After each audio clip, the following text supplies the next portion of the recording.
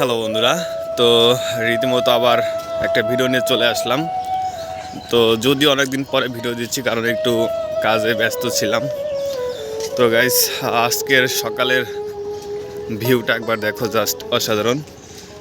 যদিও সকাল নাই, সূর্য মামা অনেক আগে উঠে পড়েছে। তো সকাল সকাল এই গ্রামের পথগুলো খুব বেশ সুন্দরই লাগে। আর রিসেন্টলি গ্রামের সকালটা বেশ সুন্দরই হয় আর অপূর্ব দৃশ্য দেখতে পাচ্ছেন। আর একটা জিনিস, গ্রামের পথে ঘাটে দেখা যায় এরকম গ্রামের সব ঐতিহ্য, গোবরের মুইঠা আর কি আমরা গ্রামের ভাষায় যেটা বলি, এটা হচ্ছে আমাদের জ্বালানি হিসাবে ব্যবহার করা হয়। আসলে গ্রামের পথে হাঁটা দিলে দেখা যায় এরকম সব ঐতিহ্য। আর আজকের সকালটা যেন বেশ সুন্দরই লাগছে, চারদিকে সবুজ আর সবুজ। যদিও শীত শেষ, বসন্তের ছোঁয়া লেগে প্রকৃতিটা যেন আবার প্রাণ ফিরে পেয়েছে। আর রীতিমতো হচ্ছে বসন্তের সকালটা খুব সুন্দরই হয়, যদিও এখন আর শীত নাই। সত্যি আজকের সকালটা খুব সুন্দরই লাগতেছে। আর এই সময়টা চারদিকে শুধু সবুজ আর সবুজ দেখতে পাচ্ছেন।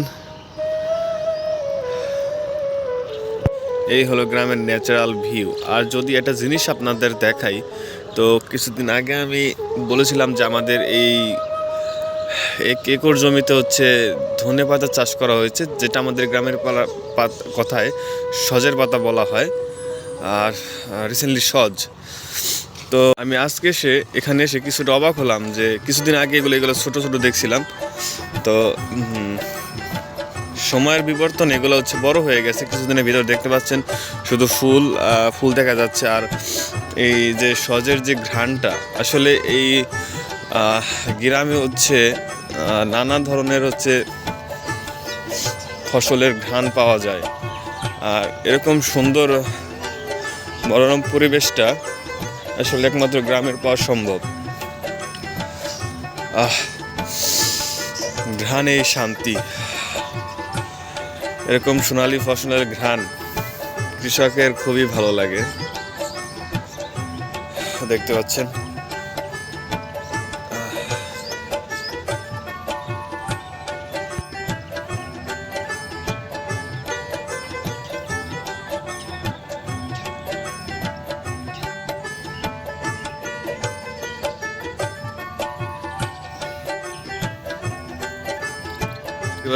যে সসগুলো হচ্ছে এগুলো সবই আমাদের।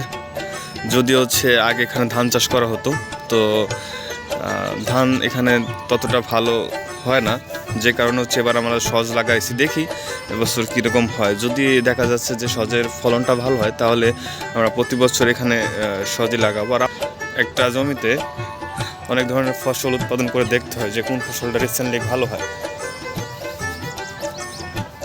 তো আজকের সকালটা বেশ সুন্দর লাগছে, যদিও বসন্তের ছোঁয়া লেগে আবার চারদিকে ওয়েদারটা খুব সুন্দর হয়ে গেছে।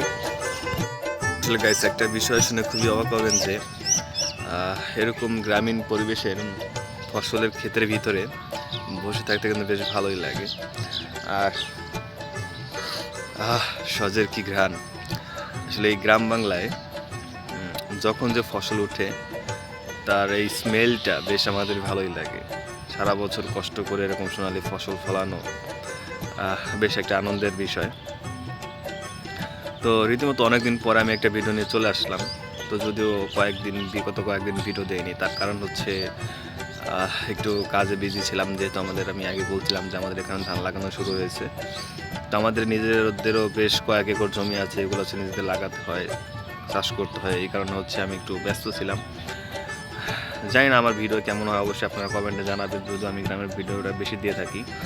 কারণ আমার একমাত্র উদ্দেশ্য হচ্ছে আমি যদিও নিজেও একজন গ্রামের মানুষ, আমাদের গ্রামের মানুষের যে জীবনযাপন, যে ঐতিহ্যগুলো, এটা হচ্ছে আমার তুলে ধরা একমাত্র লক্ষ্য।